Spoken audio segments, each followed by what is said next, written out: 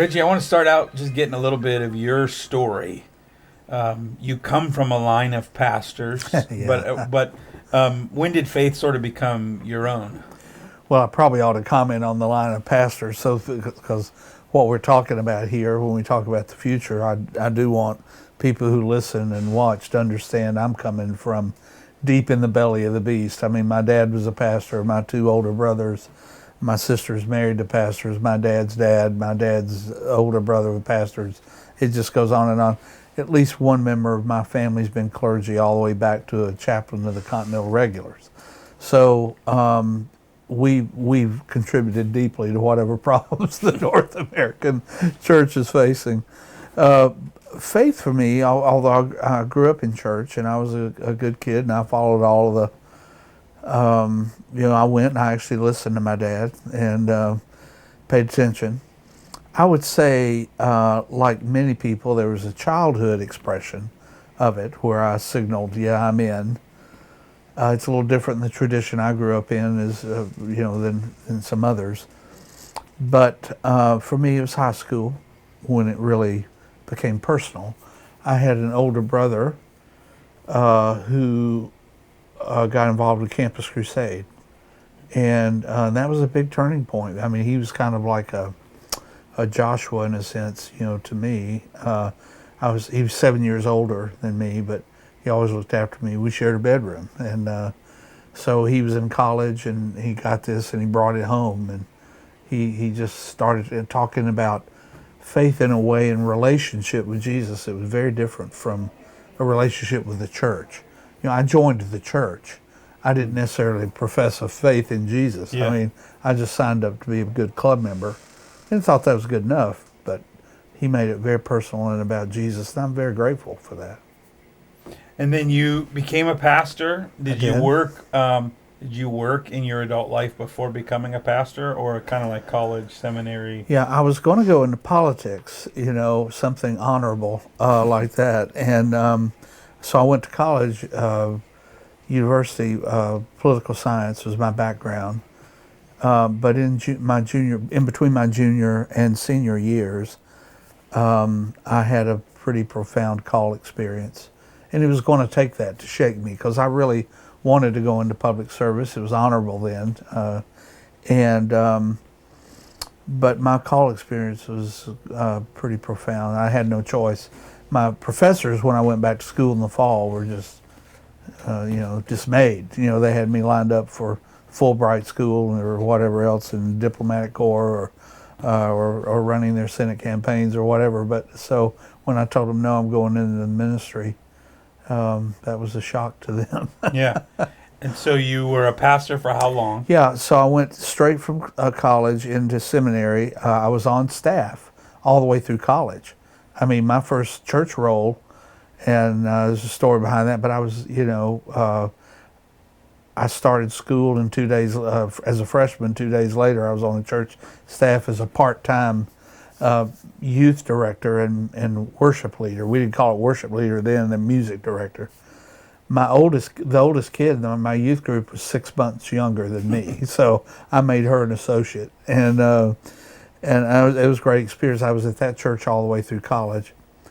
Then in seminary, I was part-time at some church, so I've been in ministry ever since I was a freshman in college, and then went full-time when I was doing my when I moved to doctoral work. Then I also went full-time because I could work around the schedule a little better.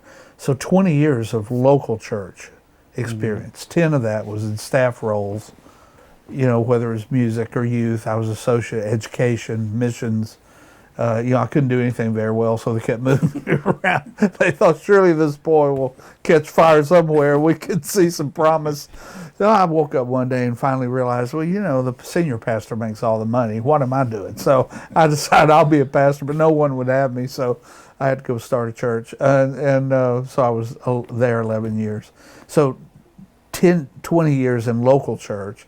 Then I went to a denominational role, which I'm embarrassed to admit because, you'd go speak in these churches and my wife would call me, well, how'd it go this morning? And I'm driving back home. And I said, well, I announced the end of the world, and they asked me to come back. You know, I mean, I was a terrible communicator apparently, because they thanked me for coming, and we're glad to see you. But 13 years, and that was in a leadership development role for about 2,200 churches. Had about 10,000 staff, pastors and other staff roles that I did leadership development within. That was 13 years. Had you always been sort of future oriented and analyzing the culture? Did that come out of your poli-sci background, or that develop over time? No, I've always been bent that way. And if you follow like a Gallup Strengths Finder or anything that traces your stuff, that's a part of who I am. So I've always been just I haven't had to work at it really hard. I try to stay informed. I'm not a data-driven futurist. I don't study charts and graphs and try to, I'm more of an intuitive futurist. If I listen closely to people and I watch news or just listen, I somehow connect some dots that maybe others don't see. But I find people fascinating, so I pay attention. And then somewhere along the lines there, you started more writing, speaking, and consulting. Did that come out of the denominational stuff, and eventually you branched off? I didn't write while I was a pastor. You're right. It was when I was in the denominational role that I started putting pen to some things. And it was always in a leadership. I've always worked with leaders. That's been my call, and it's also the point of leverage in many cases. Certainly more so even when I started, because leaders were still setting agenda. One of the things that's happened in the church and in our world is the shift to more democratization of ideas and people's access. I think that has been a challenge for many pastors, actually. People used to look to them for leadership almost in multiple areas, and now they come forward with their own opinions and have their own sources, and then you have a different animal that you're dealing with. But we can talk about that later. But yeah, the writing started when I started working with multiple. What I never wanted to do was write out of one experience, because you can tell when you read someone and they've had one experience and they tend to imperialize that experience, to everybody. I think that's not as helpful as when you have multiple. And so when I started, a little more engaged with a lot of folks and could get a lot of information, I started writing.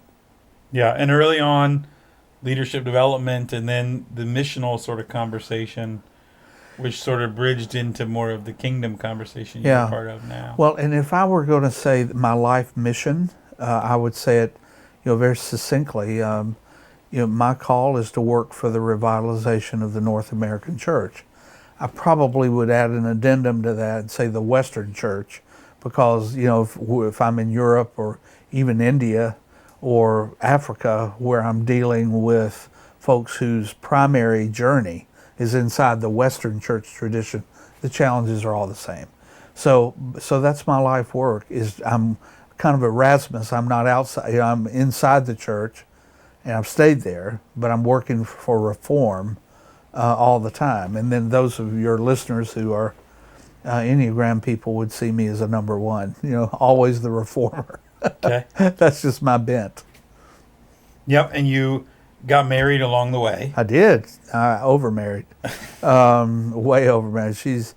Kathy's a remarkable woman. She's the finest person I know. She really is. And we've been married 39 years. I don't know what date, or if you're looking at this video, in a century from now, trying to figure out what happened. But this is 2020, and we've been married 39 years. Two great girls. I liked what somebody said, our job as parents, we always thought, was not to raise two great children, but to raise two great adults. And, both of my daughters are Jesus followers, and their husbands are good men. We're very blessed. 4 grandbabies. We're good. Yeah. I think Bill Hybels once said, behind every successful man, there's a woman laughing. Yeah, yeah. And I think, yeah. Well, and Kathy's just such a, oh my goodness, I can't imagine. I mean, she's the grounding. I mean, she's the constant. She's smart. She also has her master's in theology. We met at seminary. She didn't want to marry a preacher, and I tell her, we always joke about, well, she didn't marry much of one. And so, she got her wish, and I got way more. We actually met, she cut my hair, so it's a Samson and Delilah. I had hair then. And so I always, it's our Samson and Delilah story, although I don't fit the role of Samson. She doesn't fit the role of Delilah.